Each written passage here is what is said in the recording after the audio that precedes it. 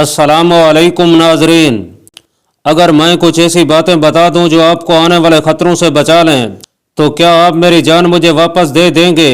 शहर ने पूछा और दो चार लम्हे खामोश रहकर कहा, मैं आने वाले वक्त के पर्दे चाक कर सकता हूँ, इंसानों के चेहरे पढ़ सकता हूँ। तुम्हारे जिंदा रहने का इन्हिसार इस पर है कि तुम्हारी पेश गोई मेरे और सल्तनत इस्लामिया अंदलुस के किसी काम आ सकती है। अब्दुल अजीज़ ने कहा।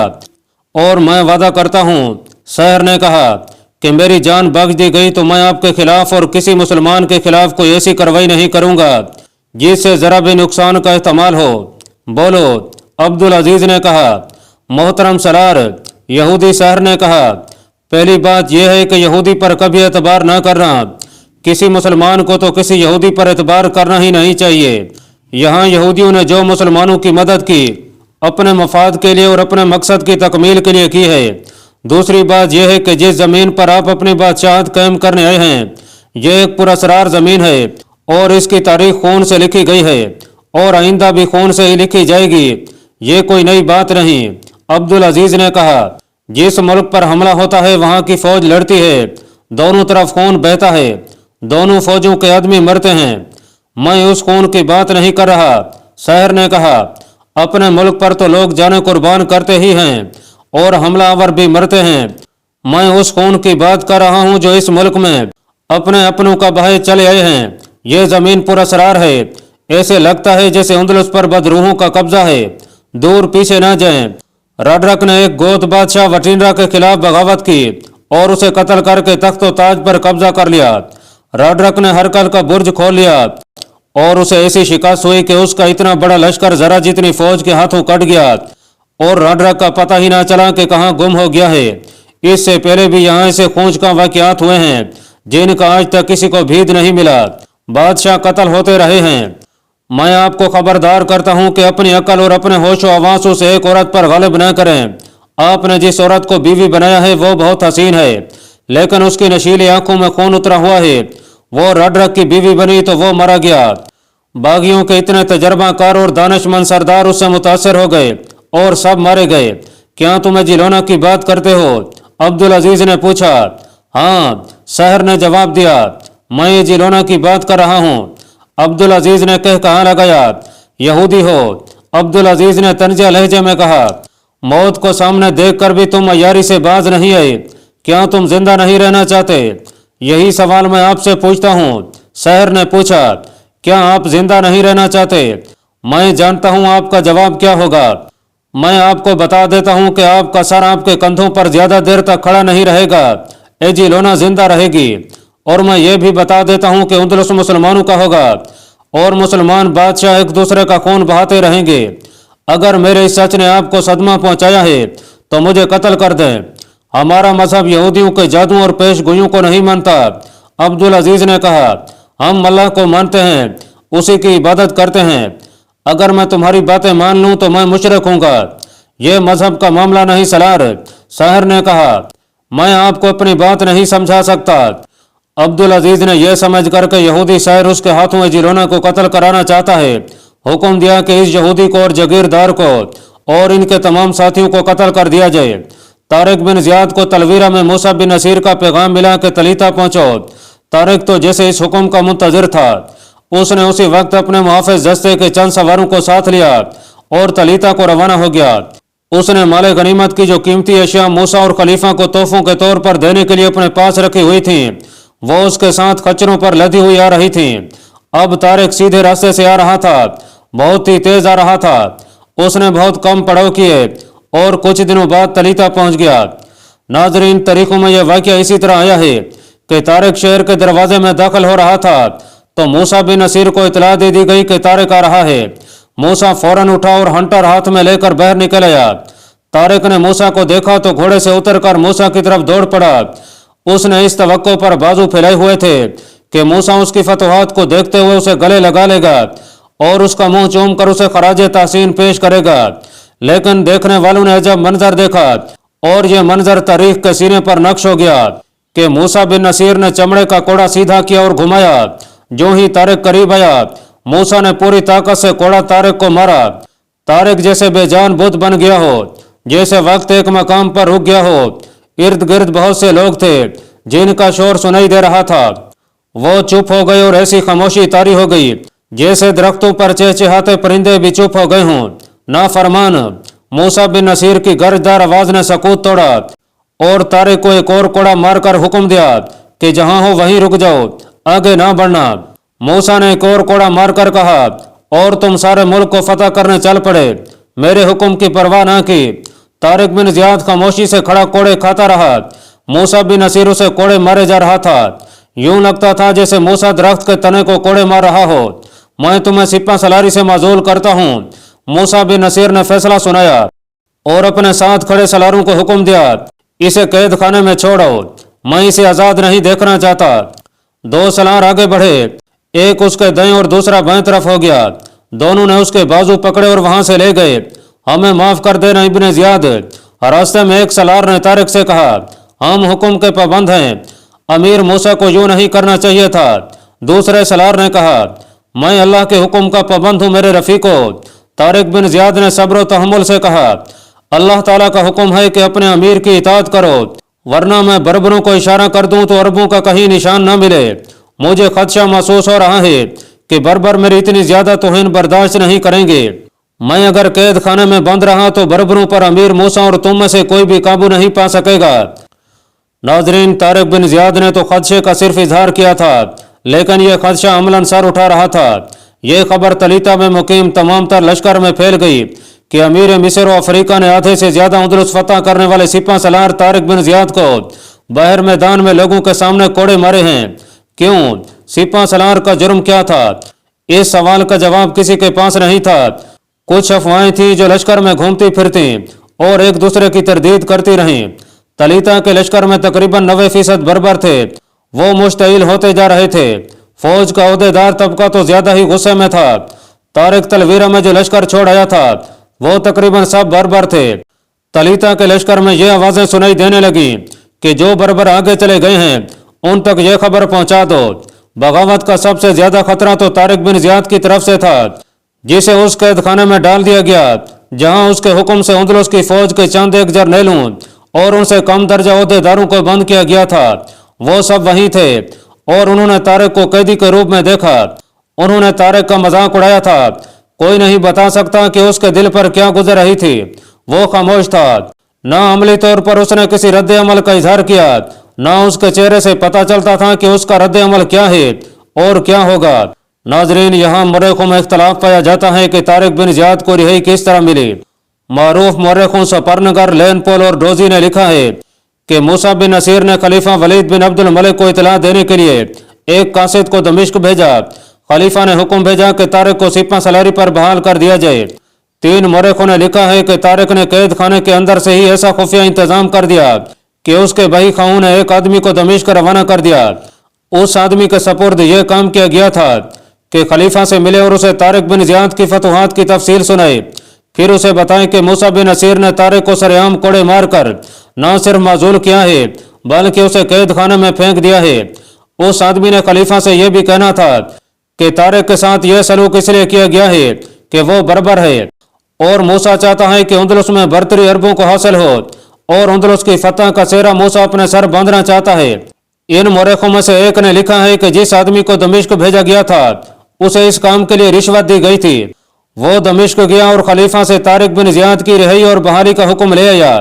ये दोनों बातें गलत मालूम होती हैं। दूसरे मौरखों ने जिनमें कूदे और सकाट खास तौर पर काबिल जिक्र हैं, काबिल कबूल और काबिल फहम दलाइल देकर साबित किया है कि ना मूसा ने कासिद खलीफा को इतला देने के लिए भेजा था, ना तारिक ने किसी को रिश्वत दी और अपनी रिहाई का खुफिया इंतजाम किया। ये मौरख कहते हैं कि घोड़े पर तलीता से दमिश्क जाने और वापस आने में कई महीने लगते हैं, लेकिन तारिक की मजूली के कुछ ही दिनों बाद तारीख हमें बताती है कि मूसा बिन नसीर और तारिक बिन जियाद इकट्ठे एक लश्कर की क़ियादत करते हुए पेशकदमी करते हैं और फ्रांस की सरहद में दाखिल हो जाते हैं। ये तो तस्लीम किया ही नहीं जा सकता कि तारिक ने किसी को रिश्वत देकर दमिश्क भेजा था। तारिक के किरदार में किसी गलत हरकत का नामो निशान भी नहीं मिलता। उसके किरदार की बुलंदी का सबूत यह है कि उसने अपने अमीर से कोड़े खा लिए और चुप रहा। अगर वो गलत हरकत पर उतर रहता तो वो वहीं बर्बरों से मूसा बिन नसीर के खिलाफ बगावत करा देता। बर्बर गालिब अक्सरियत में थे वो एक दिन में अरबों से हथियार डलवा कर पूरे अंदलुस के फातेह हुक्मरान बन जाते, लेकिन तारिक ने ऐसा इकदाम सोचा ही नहीं। एक यूरोपीय मौरख बाज़ोर्थ समित ने अरबी मौरखों और उस दौर की कुछ गैर मतबूआ तहरीरों के हवालों से लिखा है कि तारिक बिन ज़ियाद ने किरदार की बुलंदी का मुजाहरा तो किया, लेकिन मूसा बिन नसीर भी किरदार का कोई घटिया आदमी नहीं था। तारिक मूसा को अपना बाप समझता था तो मूसा तारिक को अपना बेटा समझता था। मूसा का गुस्सा ज्यादा दिन ना रहा। यह मामला इस तरह रफा दफा हुआ कि मूसा को उसी रात इतला दी गई कि लश्कर के बर्बर अरबों के खिलाफ भड़के हुए हैं और किसी भी वक्त वो एहतजाज को किसी संगीन कार्रवाई का रंग दे सकते हैं। यह खतरा इस तरह भी बढ़ सकता है। मूसा को बताया गया कि बर्बरों ने अरब अमारात को बुरा भला कहना शुरू कर दिया है। अगर किसी अरब सलार ओहदेदार या किसी भी अरब ने बर्बरों को कोई ऐसी वैसी बात कह दी तो खाना जंगी शुरू हो जाएगी और गलबा बर्बरों का होगा। बर्बर मुजाहिदीन तारिक को अपना मुर्शद मानते हैं। अमीर मिस्र और अफ्रीका जूलियन ने मूसा बिन नसीर से कहा, आपके मामलात और फैसलों में हम दखल अंदाजी नहीं करना चाहते, लेकिन मैंने और ओपास ने जिस तरह आपकी फौज की रहनुमाई की है और जिस तरह ओपास ने अपनी जान को खतरे में डालकर गोथों और यहूदियों को राडरक की फौज से न सिर्फ अलग किया बल्कि राडरक की फौज के खिलाफ कर दिया था, इसके सिले में हमें हक मिलना चाहिए कि हम आपके फैसले के खिलाफ अपनी राय दे सकें। काबिल एहतराम अमीर, ओपास ने कहा, अगर ऐन मैदान जंग में हजारा गोत उधर से इधर तारिक के पास न आ जाते तो गदलियत की जंग का फैसला कुछ और होता, लेकिन इसका यह मतलब नहीं कि जंग गोथों ने जीती थी। फतह बहरहाल तारिक की अक्ल दानिश और जुर्रत का नतीजा है। तारिक की जगह कोई कमजोर जर्नेल होता तो उसे इससे दुगने गोथ मिल जाते तो भी वो राडरक को शिकस्त न दे सकता। राडरक जैसे काया और तजर्बाकार जर्नेल को तारिक बिन ज़ियाद ही शिकस्त दे सकता था। आप ऐसे कीमती आदमी को ज़ाय न करें, जूलियन ने कहा। अमीर मोहतरम सलार, मगीस रोमी बोला, असल खतरा तो बर्बरों की तरफ से है। आपको इतला मिल चुकी है, लेकिन यह इतला नामुकम्मल है। बर्बर सिर्फ बातें नहीं कर रहे, ये लोग अमलन भी कुछ कर गुजरेंगे। आप उनकी फितरत से वाकिफ हैं। मैंने उनकी क़ियादत की है। मैं जानता हूं कि मैदान जंग में उन्हें काबू में रखना कितना दुश्वार होता है। ये लोग भागते नहीं, पसपाई की बजाय मौत कबूल कर लेते हैं। दुश्मन को सामने देखकर बौले हो जाते हैं। दुश्मन को चीरे फाड़े बगैर उनकी तस्कीन नहीं होती। मैं ये कहना चाहता हूं कि ये बगावत पर उतरे तो आप समझ सकते हैं कि इसका अंजाम क्या होगा। अंदलुस की फौज उनके साथ मिल जाएगी। फिर यह होगा कि ना हम रहेंगे ना बर्बर रहेंगे और हाथ या अंदलुस हमसे छीन जाएगा। मैंने रातों को छुप छुप कर उनकी बातें सुनी हैं। मैं आपको खबरदार करता हूं कि तारिक को रिहा और बहाल ना किया गया तो बर्बर अमली इक़दाम पर उतर रहेंगे। और मैं आपको यह भी बता दूं कि अरब ओहदेदार और मुजाहिदीन भी तारिक की माजूली पर खुश नहीं। मैं आपको बताना चाहता हूं कि तारिक ने आपको हुक्म क्यों नहीं माना था। यह मैं तुम्हारी जबान से नहीं, तारिक की जबान से सुनूंगा। मूसा बिन नसीर ने कहा, तुम ये समझते हो कि मैं उन खतरों को नहीं जानता जो तुम मुझे बता रहे हो। क्या तुम नहीं जानते कि इस्लाम अमीर की हुक्मदौली को माफ नहीं करता?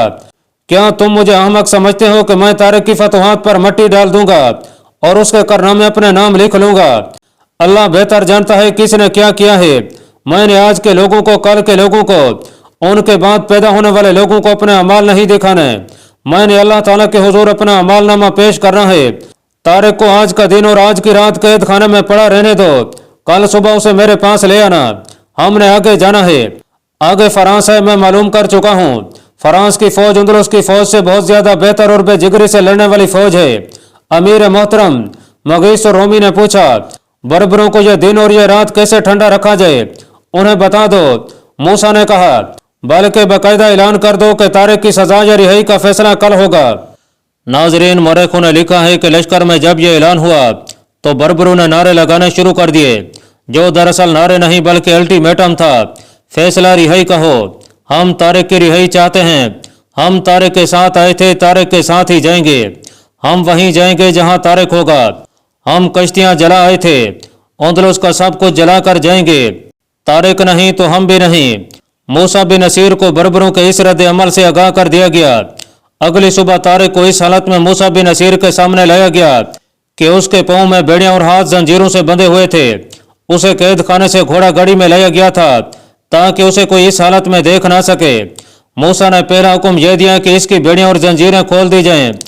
तुमने मेरे इस हुक्म की खिलाफ वर्जी क्यों की थी कि मजीद पेशकदमी न करना? बेड़ियां और जंजीरें खुलने के बाद मूसा ने तारिक से पूछा, वहां तारिक के और मूसा के 4 सालार जूलियन और उपास भी मौजूद थे। मेरे साथी यहाँ मौजूद हैं, इसलिए मुझे किसी गवाह की जरूरत नहीं पड़ेगी।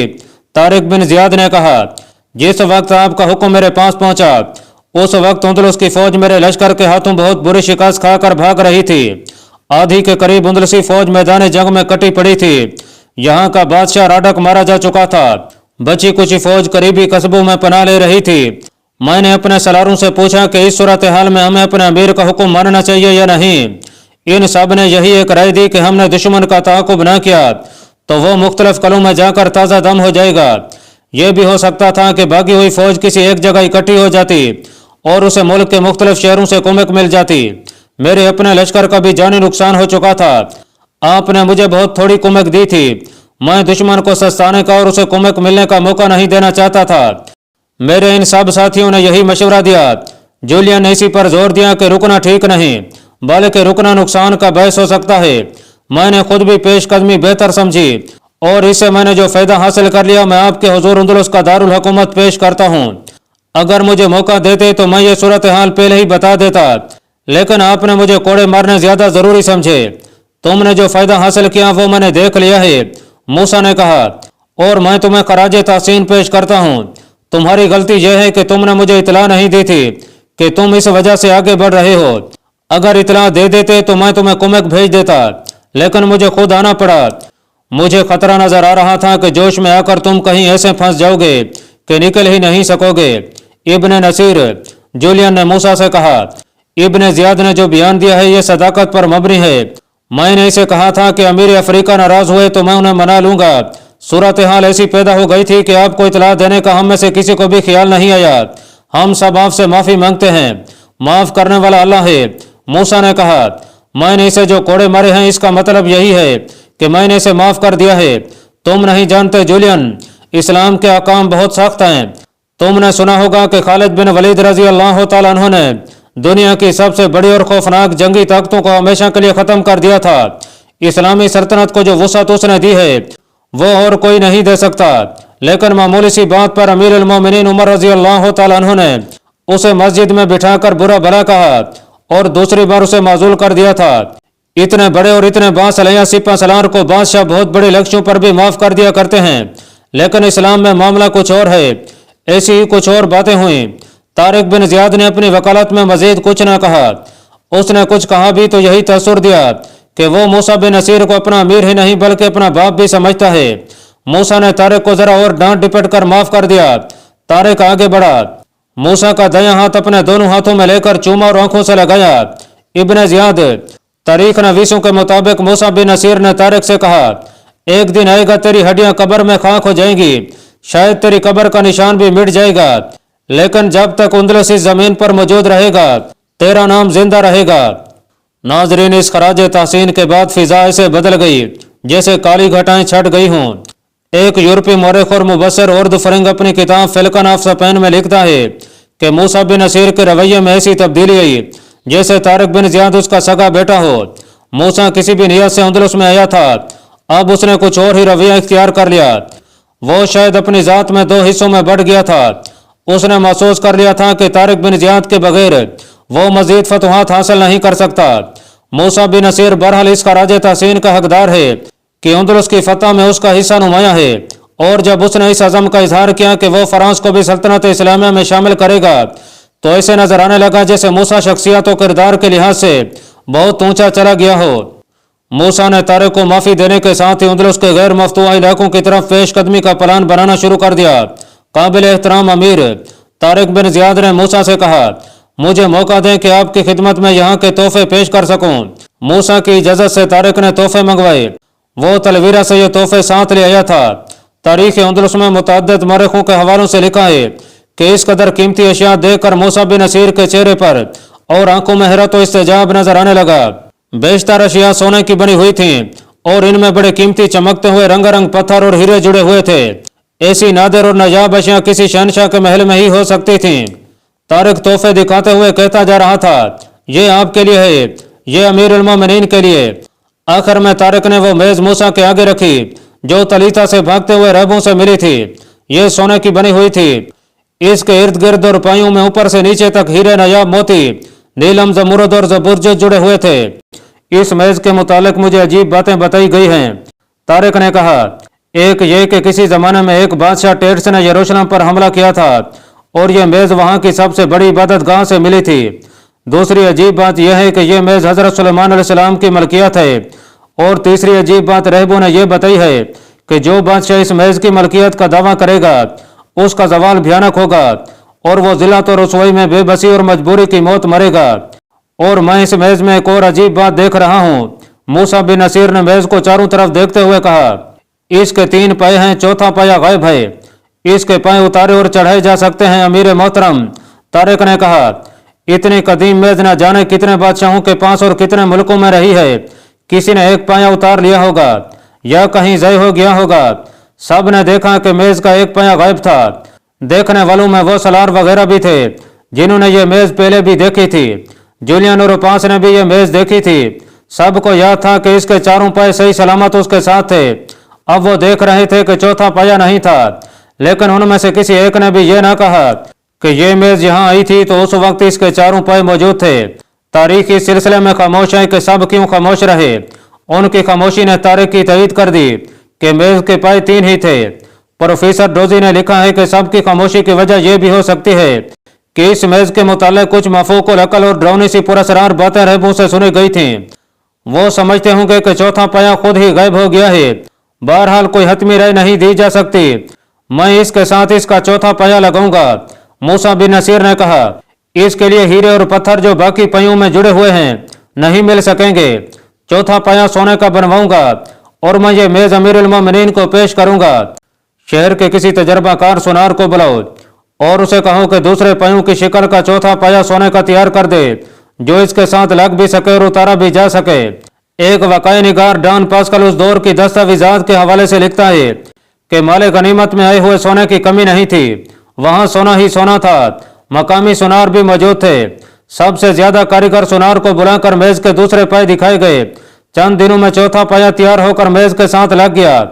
कुछ ही दिनों बाद मुजाहिदीन का लश्कर रागून की तरफ कूच कर रहा था। इस लश्कर के 2 कायद थे, मूसा बिन नसीर और तारिक बिन जियाद। मूसा उम्र के आखिरी हिस्से में और तारिक जवानी के आखिरी हिस्से में था, लेकिन जज्बे, वलवले और अज़म की दीवानगी के लिहाज से दोनों जवान लगते थे। वो लश्कर के साथ जिस रास्ते पर चले जा रहे थे वो कोई सोल रास्ता नहीं था, बल्कि वो रास्ता था ही नहीं। बड़ी ही दुश्वार गुजार और वसी और अरीज वादी थी। अल्लाह पाक कमी बेशी माफ फरमाए। अल्लाह आपका हामी और नासिर हो। आमीन।